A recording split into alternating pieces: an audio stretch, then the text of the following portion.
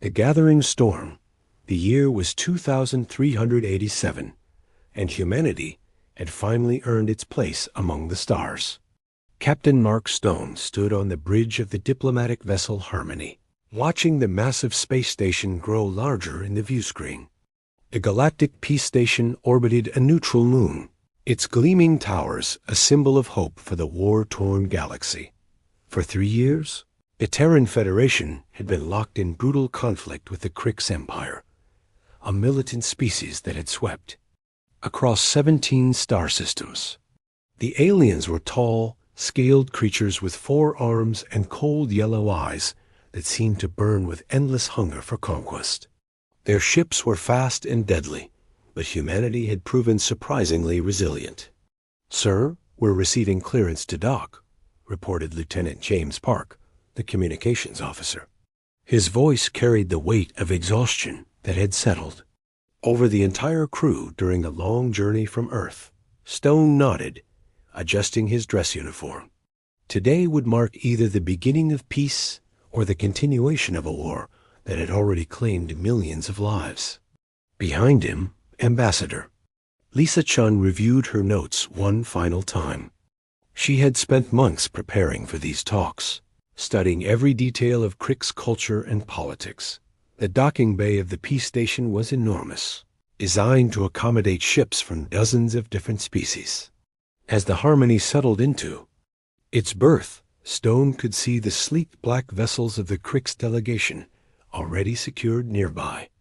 Their ships looked like predators, even when motionless, all sharp angles and weapon ports.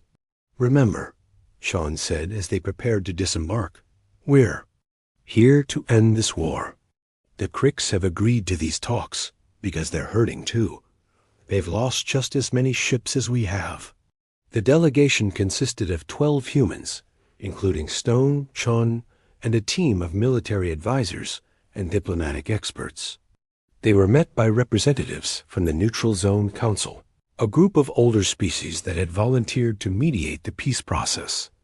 The lead mediator was a tall, blue-skinned being called Elder Voss. His species, the Altari, had been spacefaring for over 1,000 years and had successfully negotiated dozens of similar conflicts. "Welcome, friends from Earth," he said in perfect English, his voice carrying the musical quality typical of his people. "The Krix delegation arrived yesterday. They seem eager to begin." The peace station's central chamber was a marvel of engineering. A vast spherical room with transparent walls offered a stunning view of space in all directions. The conference table was made from a single piece of crystallized starlight, a gift from a species that had achieved peace through these very talks decades earlier.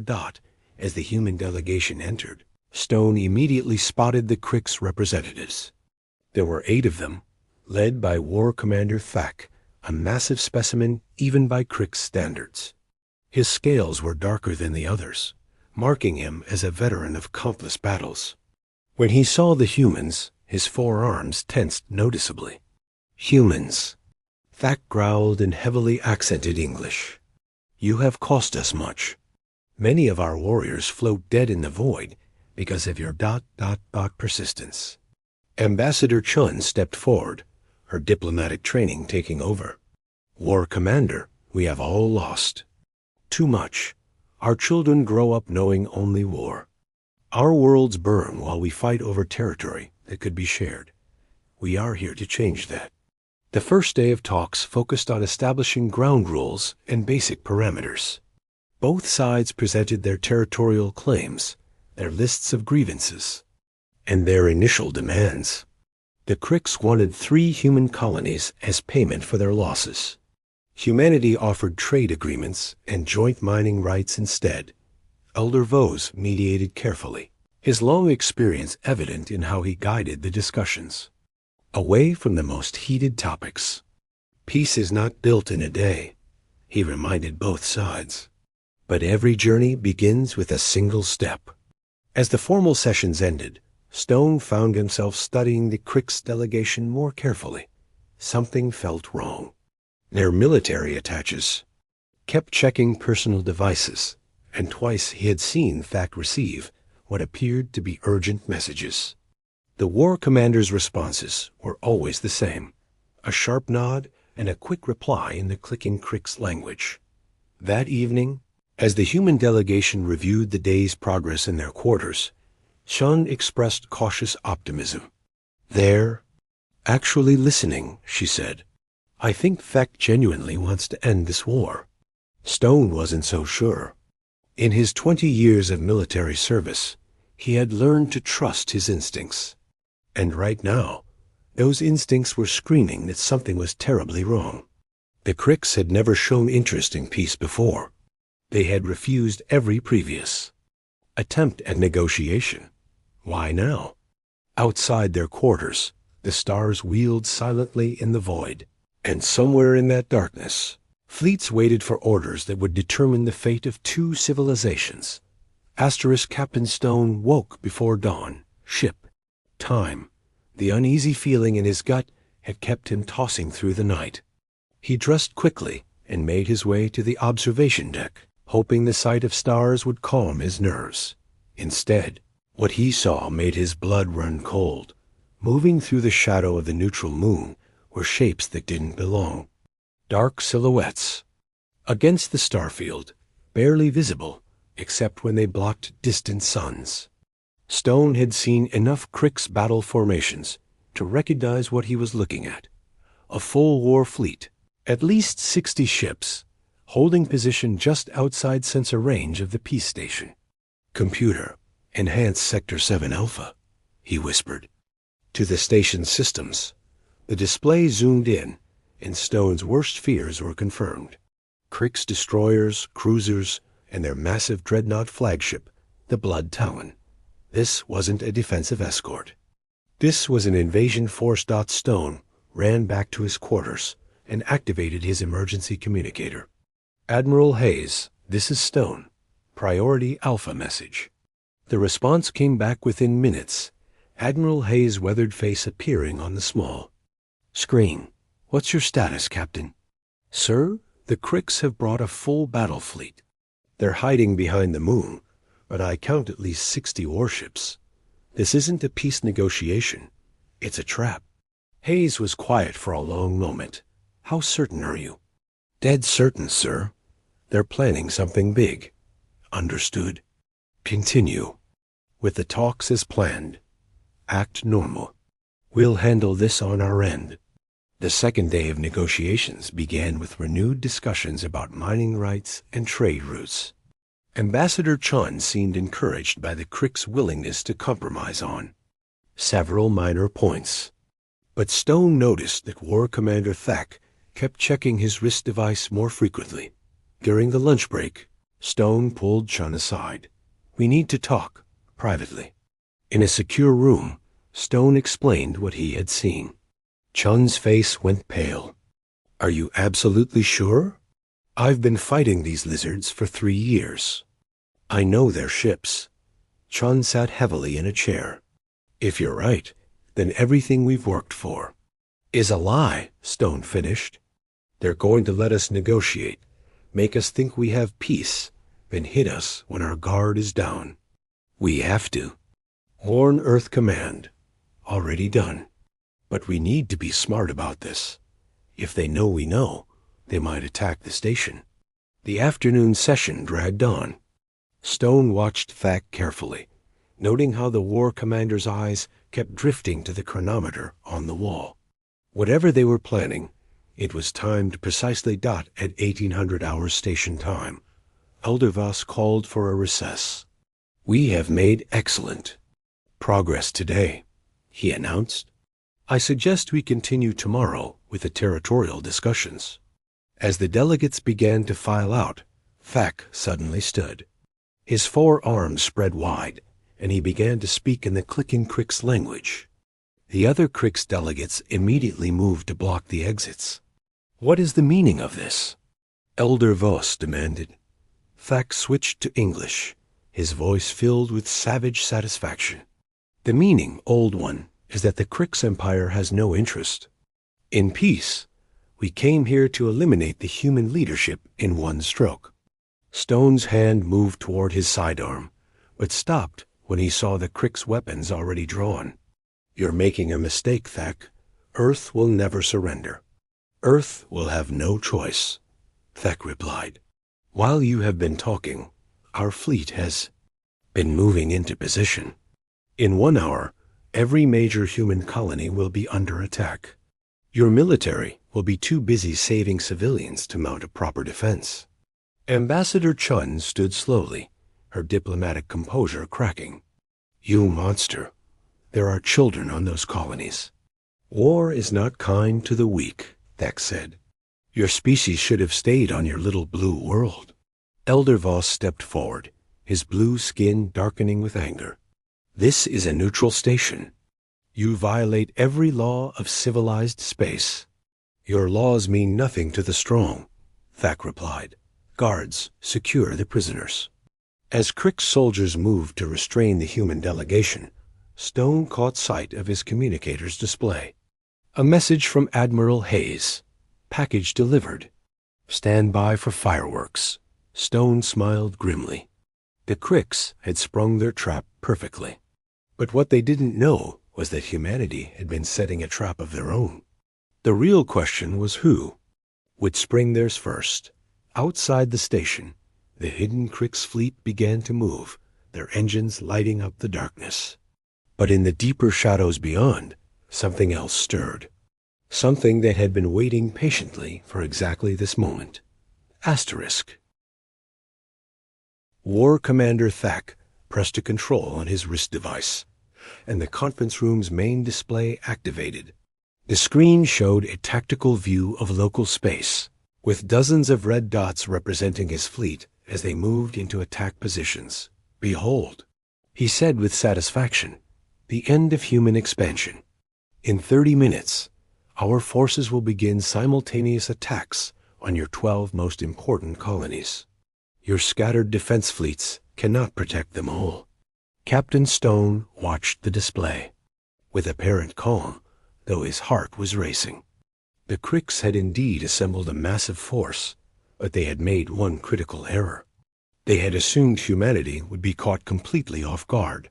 Ambassador Chun spoke with steady dignity despite her bound hands. "Even if you destroy our colonies, you cannot destroy the human spirit. We will rebuild, and we will remember this betrayal." Thak's scaled face twisted into what might have been a smile. "Rebuild with what? When we are finished, your species will be scattered across the galaxy as slaves and refugees. The age of human defiance ends today." Elder Voss had been silent since the Cricks revealed their treachery, but now he spoke with cold fury. "The neutral Zone Council will not forget this violation.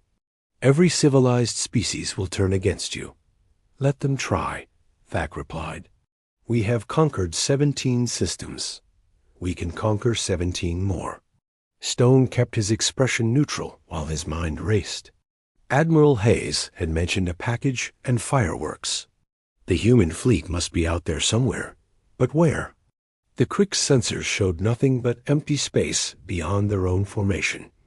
The answer came 15 minutes later. The station's proximity alarms began screaming as massive shapes materialized from the darkness. Not just ships, entire battle groups, appearing as if from nowhere. The display quickly filled with blue dots, representing human vessels, far more than the Cricks had expected. Thak stared at the screen in shock. "Impossible. Our intelligence showed your fleets were scattered across the sector." Stone finally allowed himself to smile. "Did you really think we'd come to peace talks without backup? The problem with your spies, Thak, is that they only tell you what we want them to know." The human fleet was massive, over 200 ships arranged in perfect battle formation. At the center was the pride of Earth's navy, the super dreadnought Defiance, her hull bristling with weapons that could crack planets. Admiral Hayes' voice crackled over the station's communication system. "Attention, Crick's forces. You are surrounded and outgunned. Surrender immediately or face the consequences." Thak recovered quickly from his shock. You may have more ships, but we hold this station. Destroy us, and you kill your own people. Actually, Stone said, you might want to check your tactical display again. The war commander looked back at the screen and froze. The blue dots representing human ships were moving with impossible precision, not toward the Krik's fleet, but around it. They were being herded, pushed into a gradually tightening formation. What are you doing? Thek demanded. Something we learned from studying your own tactics, Stone replied. You like to use overwhelming force against scattered enemies. But what happens when your overwhelming force gets scattered? The human fleet had split into multiple battle groups, each one targeting a different section of the Krik's formation. The alien ships, designed for aggressive assault, found themselves fighting a defensive battle they weren't prepared for. On the display, the red dots began to flicker and disappear as Krik's ships took damage. Their formation, so perfect for attacking colonies, became a liability when faced with a coordinated enemy that had planned for this exact scenario. Thak began barking orders in his native language, but his communications with the fleet were being jammed. The human ships had deployed electronic warfare platforms that turned the Krik's coordination advantage into chaos. Impossible, Thek repeated. Our fleet is the finest in the galaxy. Your fleet is good at bullying defenseless colonies, Stone said. But you've never faced a prepared human battle group. We've been studying your tactics for 3 years. We know every formation, every strategy, every weakness. As if to prove his point, the display showed a coordinated human attack that punched through the Krik's defensive line. 3 enemy cruisers exploded in brilliant flashes of light. Elder Voss watched the battle with something approaching awe. How did you know they would try this? Because it's what we would have done, Stone admitted. Humans understand betrayal because we've done it ourselves. The difference is, we learned from our mistakes. The battle was turning into a rout. The Krik's fleet, trapped and outmaneuvered, was being systematically destroyed. But Stone knew the real test was still coming. Taking apart the fleet was only the beginning. The message this battle would send to the galaxy, that was what would determine humanity's future. War Commander Thak watched his fleet die on the tactical display, his forearms trembling with rage and disbelief. Of the 60 ships he had brought to this ambush, fewer than 20 remained functional. The humans had not just defeated his forces, they had humiliated them. Surrender. Admiral Hayes' voice echoed through the station again. Your fleet is broken, and this before more lives are lost. Thak's yellow eyes burned with fury as he turned to face Captain Stone. You think this changes anything? The Krik's empire spans dozens of worlds. One fleet is nothing. One fleet that was supposed to be your secret weapon, Stone replied calmly. The force that would break human resistance in a single stroke. How do you think your emperor will react when he learns it was destroyed by the very species you called weak? The war commander's scaled face twitched. Stone had hit a nerve. In Krik's culture, military failure was not forgiven, especially when it came from underestimating an enemy. On the display, the remaining Krik's ships were attempting to retreat, but the human fleet had positioned itself to cut off all escape routes.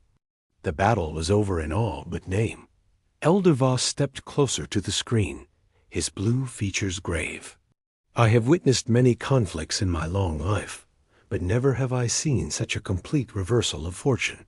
The hunters have become the hunted. Ambassador Chun, despite still being bound, maintained her diplomatic composure. War Commander, you can still prevent further bloodshed. Order your remaining ships to surrender. Your crews don't have to die for your pride. Never, Thek snarled. A Krik's warrior does not surrender to inferior species. Stone shook his head. That's your problem right there. You keep calling us inferior, but we're the ones winning this war. Maybe it's time to consider that your definition of superiority is flawed. The tactical display showed the final phase of the battle beginning. The human ships had formed a perfect sphere around the surviving Kriegs vessels, weapons locked and ready. It was a formation that spoke of absolute control. The humans could destroy the remaining enemy ships at will, but they were choosing to offer mercy instead. Admiral Hayes' voice came through the communication system again, this time addressing the Kriegs fleet directly. Kriegs vessels, this is Admiral Hayes of the Terran Federation. You have fought bravely, but the battle is over. Power down your weapons and prepare to be boarded. Your crews will be treated according to the laws of war. Several Kriegs ships immediately began powering down their systems. Their commanders, faced with certain destruction, chose survival over honor. But a few ships, including the massive dreadnought Blood Talon, continued to fight. Thack activated his personal communicator and spoke rapidly in the Kriegs language. Stone couldn't understand the words, but the tone was clear. The war commander was ordering his remaining loyalists to fight to the death. You're going to get your own people killed for nothing, Stone said. Better death than the shame of defeat, Thack replied. The final engagement lasted only minutes. The human fleet focused their fire with surgical precision, targeting weapons and engines rather than vital systems. When the Blood Talon finally went dark, its crew was still alive, trapped in a powerless ship surrounded by enemies. The silence that followed was deafening. On the display, the tactical situation was clear. The Kriegs ambush fleet had been completely destroyed or captured. Not a single human ship had been lost. Eldervus was the first to speak. In all my years of mediating conflicts, I have never seen such ... efficiency. The human fleet knew exactly what the Kriegs would do and planned accordingly. Stone nodded. We had 3 years to study their tactics. 3 years of losing battles and learning from each defeat. Every human who died in this war taught us something about how to fight the Kriegs. This victory belongs to them as much as to us. Thack remained silent, staring at the display that showed his fleet's destruction. The weight of his failure was settling in. He had not just lost a battle, he had lost the war. The Kriegs Empire's reputation for invincibility was shattered, and word of this defeat would spread across the galaxy within days. Ambassador Chun spoke softly. It doesn't have to end like this, War Commander. Your people and mine could still find peace. Real peace, not the false treaty you planned. Peace? Thack's voice was bitter. After this humiliation, the Emperor will never negotiate with humans again. This battle has doomed both our species to eternal war. Stone looked out at the stars, where the debris of the Kriegs fleet drifted in the void. Maybe it's shown the galaxy that humanity is not the easy target you thought we were. Sometimes the only way to achieve peace is to prove you're too dangerous to fight. The war commander had no answer to that. Outside, the human fleet maintained its perfect formation, waiting for orders that would determine the fate of 2 civilizations. 6 months after the Battle of the Peace Station, Captain Stone stood in the same observation deck where he had first spotted the Kriegs ambush fleet. But now, instead of enemy warships, he watched construction vessels building something unprecedented. A joint, human-alien research facility. The galaxy had changed dramatically since that day. News of the Kriegs' defeat had spread like wildfire through the star systems, and the reaction had been swift and decisive. 3 major alien empires that had been considering alliances with the Kriegs immediately withdrew their support. 2 minor species that had been under Kriegs' occupation declared independence and successfully defended it. Most surprisingly, the Kriegs Empire itself had fractured. War Commander Thack had been right about one thing. The Emperor had not forgiven the failure. But instead of doubling down on war, different Kriegs factions had begun reaching out to humanity through secret channels. The defeat had shown them that their military might was not as absolute as they had believed. Ambassador Chun entered the observation deck, carrying a data tablet and wearing the satisfied expression of someone who had just concluded successful negotiations. The Krik's northern territories have agreed to the mining rights treaty, she announced. That makes 4 separate Krik's factions we now have agreements with. Stone nodded approvingly. What about the Emperor's core worlds? Still holding out. But their position gets weaker every day. When your own military commanders start questioning your strategies, it's hard to maintain absolute authority. The irony was not lost on Stone. The Kriks had hoped to end human expansion with a single decisive blow, but their betrayal had accomplished the opposite. Humanity's reputation as a species that could not be underestimated had opened diplomatic doors that had been closed for decades. Elder Voss approached them, his blue skin showing the silver markings that indicated advanced age among his people. Captain Stone, Ambassador Chun, I have news from the Galactic Council. The Galactic Council was an ancient organization that had existed for thousands of years, mediating disputes between the older, more established species. Humanity had never been invited to join, despite repeated applications. They want to offer humanity a seat on the council, Voss continued, a permanent seat with full voting rights. Chun nearly dropped her tablet. Are you serious? Quite serious. The council has been watching human behavior since the Peace Station incident. Your restraint in victory, your willingness to negotiate even with enemies who betrayed you, these are qualities the council values highly. Stone was less surprised. They're afraid of us. Voss tilted his head, a gesture that indicated thoughtful consideration among his people. Perhaps, but fear alone does not earn respect.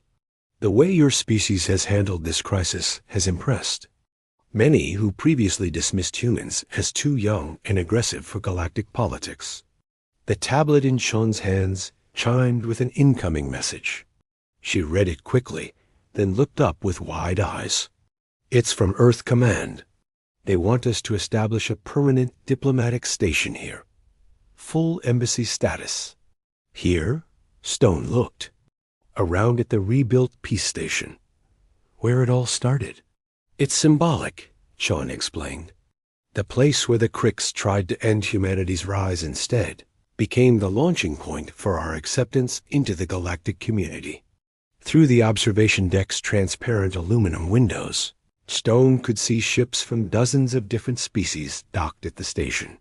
Trade vessels, diplomatic couriers, and even some military escorts, all treating the humans as equals. Rather than newcomers to be watched with suspicion, a soft chime indicated an incoming communication. Admiral Hayes appeared on the wall display, his weathered face showing satisfaction. Stone, Chun, I thought you'd want to know.